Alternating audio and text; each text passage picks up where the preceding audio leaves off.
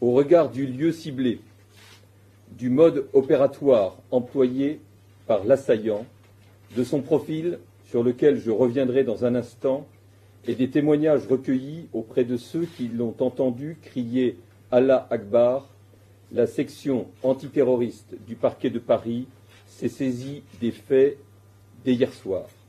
Il a, tout au long de ce parcours, à plusieurs reprises, ouvert le feu avec une arme de poing et utilisé un couteau, avec lesquels il a blessé grièvement et donné la mort.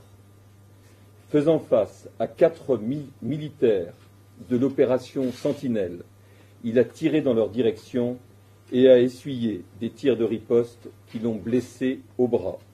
L'assaillant a quitté peu après 20 heures l'île à bord d'un taxi qu'il a déposé dans le quartier du Neuhof une dizaine de minutes plus tard.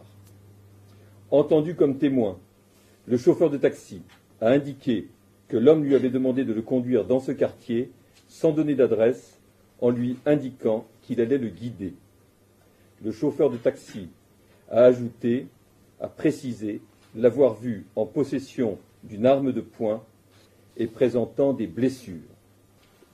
Shérif C. est né le 24 février 1989 à Strasbourg. Il est très connu des services de police et de justice pour des faits de droit commun, principalement pour des faits de vol et de violence. Son casier judiciaire supporte 27 condamnations pour des faits de droit commun commis pour la quasi-totalité en France, mais aussi en Allemagne et également en Suisse.